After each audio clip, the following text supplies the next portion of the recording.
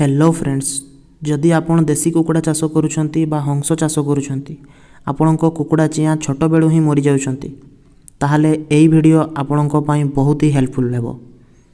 Video start करबा आगरु आम channel को लाइक और सब्सक्राइब करंतु आ आमे एमिति भलो भलो वीडियो आपणको पई नै के आसीबो।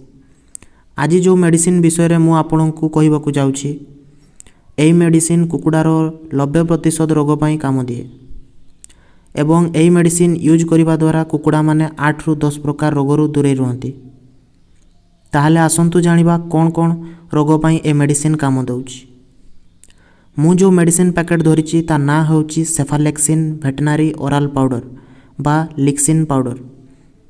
लिक्सिन पाउडर होछि गोटे एंटीबायोटिक जहाको यूज करले आपण माने कुकुड़ार बहुत सारा रोगरु दूरे रखि परिबे। खास करी चिक्स बा कुकुड़ा चियाँ पाई बहुत ही भलो काम दिए। जेते बड़े आपण छोट चियाँ घर को बा फार्म को आणुछंती आपण लिक्सिन पाउडर को किछि पानी रे मिसई देई परिबे। गोटे चियाँ को गोटे चुटकी पाउडर देबे। जदि कंडीशन खराब थिबो ताहले डायरेक्ट पार्टी रे पकई देबे। जदि आपणको फार्म अछि 1000 कुकुड़ा को पूरा गोटे पैकेट पानी रे मिसई देई परिबे।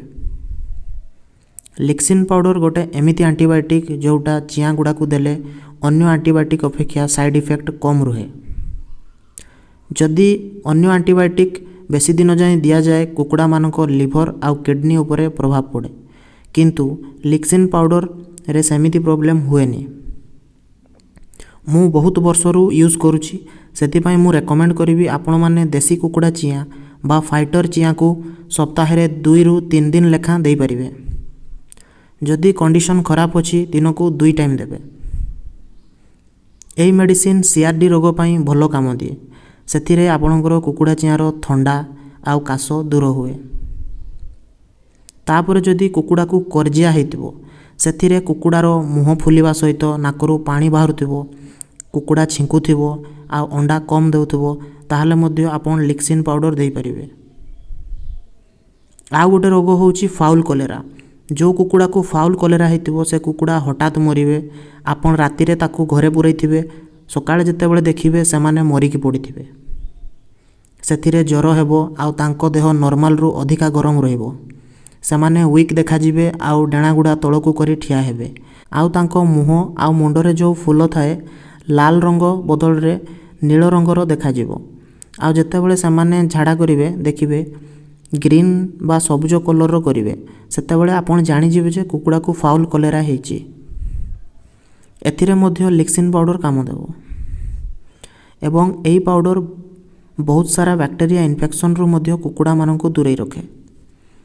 जदि कुकुड़ा मानकर देह बा स्किन रे इन्फेक्शन बा कामुड़ा कमुड़ी हेकी घा हे जाइथिबो बा कोउठी कटि जाइथिबो सेथिरे मध्य लिक्सिन पाउडर काम देबो।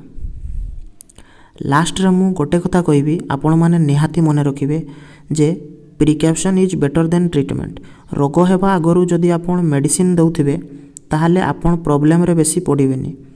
काहेकि ना कुकुड़ा गोटे एमिति प्राणी ताकू जदि जल्दी ट्रीटमेंट करिवेनी ताहले ट्रीटमेंट पई बेसी टाइम मिलेनी आउ डेथ हेबार चांस बढ़ी जाए। तो मु रेकमेंड करिवि लिक्सिन पाउडर को आपण माने मेडिसिन भलिया नुह प्रिकॉशन भलिया यूज करंतु।